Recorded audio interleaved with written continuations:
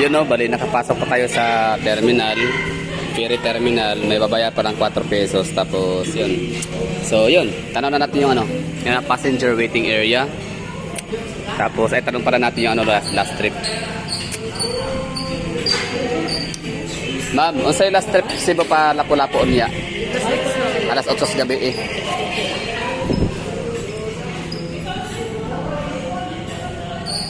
Smile.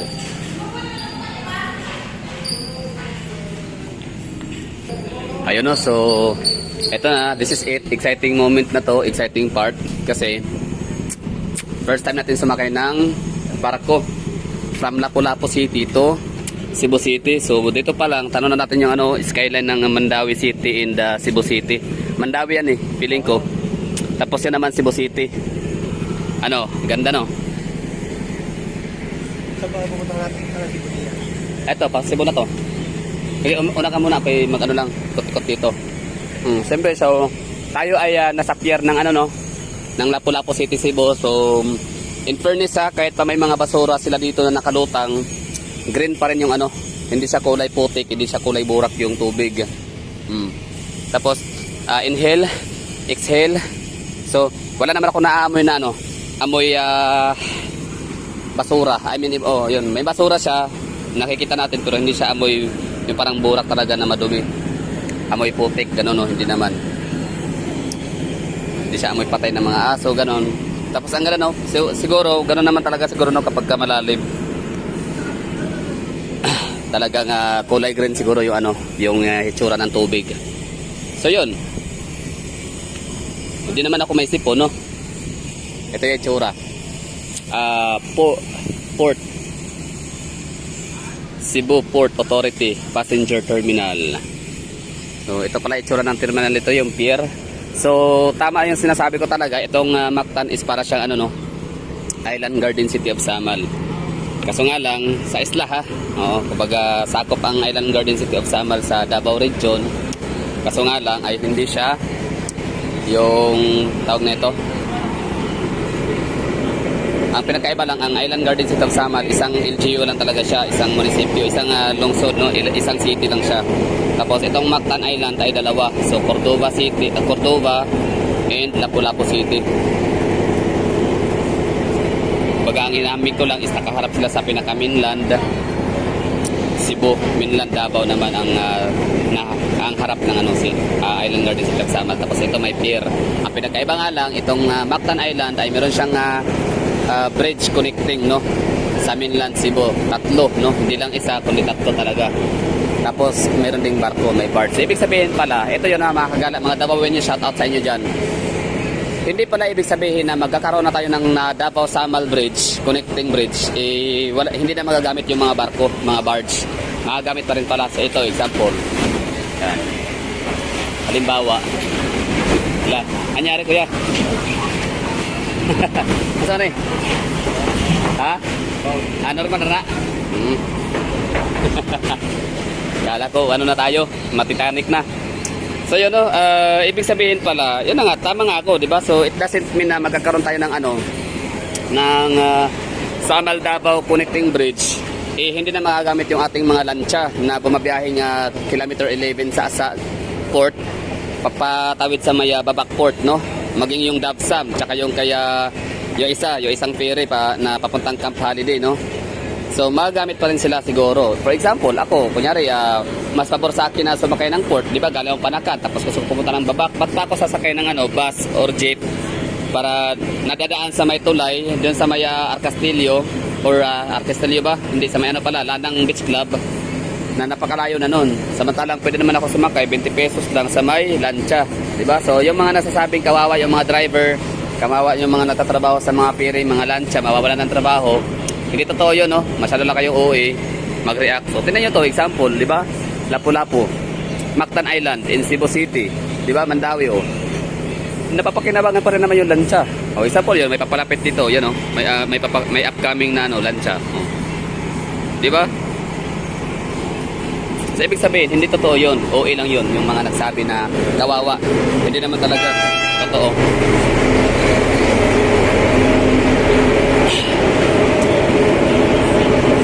Ang galing no. So merong mga supercut na nakikita natin. Hindi ko alam kung saan sila galing. Wait lang, ano bang lugar tong kinatatayuan natin? Lapu-Lapu, so Barangay Opon. So ibig sabihin, yung tulay na dalawa, yung luma at saka bago. So dito na area yon, no? Hindi natin tanaw dito. Tanaw na pala, oh. Kasi ang mas malapit dito sa ating kinatatayuan ay ang tulay CCNX. Ito na, gumagana na, umandar na. Ito tayo na area. Yun, laki na, oh.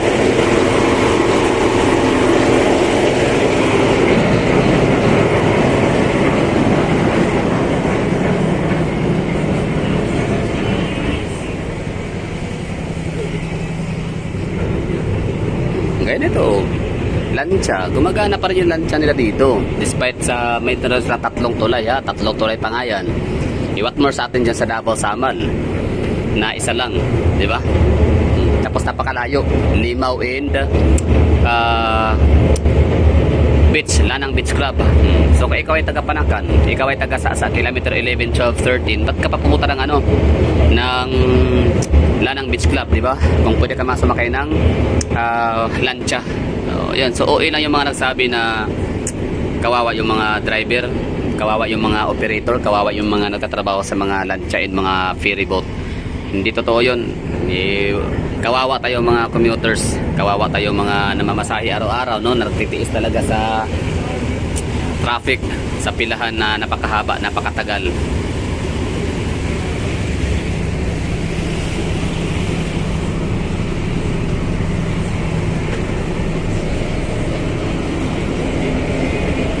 So ngayon ay dapat makita natin yung talaga, no? Yung pinaka skyline ng Cebu. So saan tayo dapat upo mamaya? So dito sa gilid pwede, no? Yan. So ano na tayo, parang tour lang.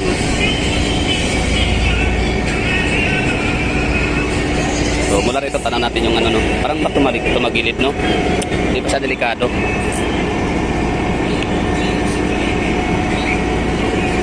Yun, no? So yung tulay na ano yan, yun yung luma, no? Itong kulay pula. Tapos yung isang tulay naman yung bago, yun yung pinakadulo, pinakahuli. Ang ganda lang, no? Nakakatuwa. So yun, ito na yung Mandawi City, Cebu. Super Shuttle Roro.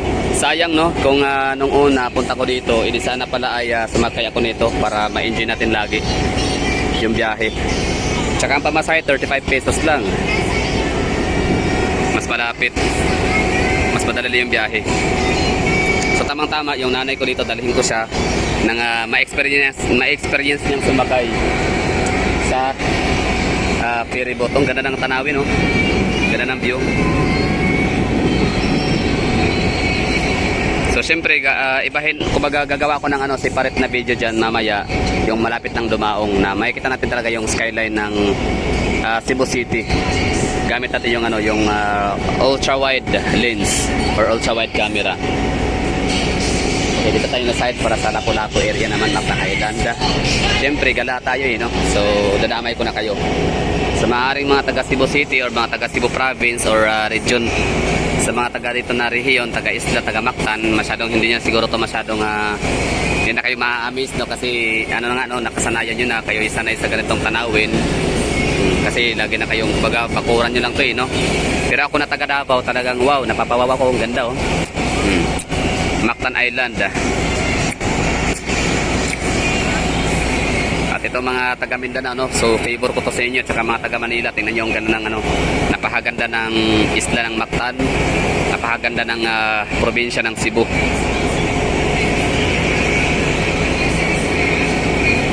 Pag sinabing province pala, no, pag probinsya ng Cebu, so hindi nakasama yung Cebu City, hindi nakasama yung Lapu-Lapu City and Mandawi City. Pero pag tatanungin kayo, 'di ba? Example, alam niyo naman ang Davao City, 'di ba? Din siya. Tawag nito. Highly urbanized city din siya, 'di ba? Independent city, so hindi rin kami under ng kahit na sinong governor. Wala kaming LGU. Meron kami sariling local government unit. Pero kapag sa application form, kunyari taga Sangka, Davao City, tapos hihingin yung province, so Davao del Sur. So ang Davao region is Region 11 or Davao region is meron kaming 5 provinces, no. So yan na ngayong Davao Oriental, Davao de Oro, del Norte, Occidental, and del Sur. So ngayon itong Davao City, kahit pa component city siya, meron pa rin kaming kinaaaniban kada sa sakupang probinsya, kumbaga pagkakakilanlan ba, no. So pagtatanong niyo na sa application, for example, di ba? So which city? Kumbaga Davao City, ganun, Barangay Maa, Davao City, Province of Davao del Sur. Diba? Ganun yun. Island of Mindanao, country of the Philippines. So, ang ano ba, ang Lapu-Lapu City, tsaka Cebu City, Mandawi City, ganun din ba? Gumagamit din ba kayo ng ano?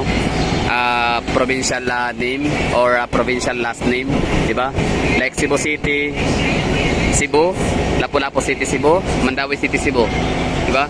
So, kung ibig sabihin, part pa rin ng ano, probinsya. Hindi nga lang siya under sa government, local government or sa pamumuno ni Gwendolyn Garcia, ni Gobernadora.